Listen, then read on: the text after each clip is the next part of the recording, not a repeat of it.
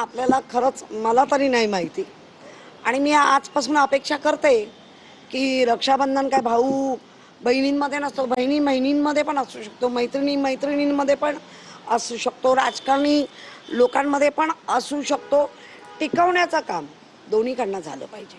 परंतु वादात सातत्यानं असणारा मुंबईच्या महापौर मुख्यमंत्र्यांची भेट घेतात आहेत आणि त्यांचं एक म्हणणं आहे की खरं तर जनसंपर्क जे प्रमुख अधिकारी आहेत तानाजी कांबळे यांची खरं तर उचलबांगडी केली पाहिजे अशा पद्धतीची त्यांची मागणी आहे आणि ही मागणी ते करतात. नाही नाही, सभागृहामध्ये मी ऑलरेडी सांगितलं होतं की असं कोणाकडची मागण्या मागून जर प्रशासन ऐकायला लागलं तर अश्विनी भिडे मॅडमना प्रशासन चालवणं कठीण जाईल. सत्यता पडताळा नक्की काय वगैरे आणि मग कुठलेही निर्णय सत्यता पडताळून घ्यावी.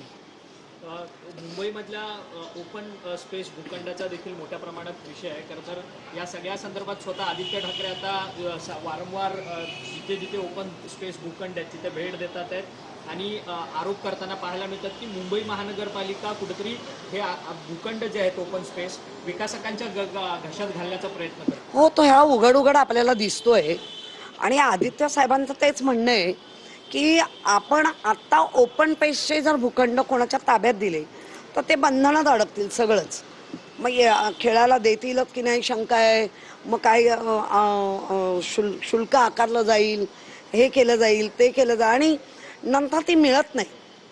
अगदी आपण सगळे बघा दिलेल्या मोठमोठ्या कंपन्या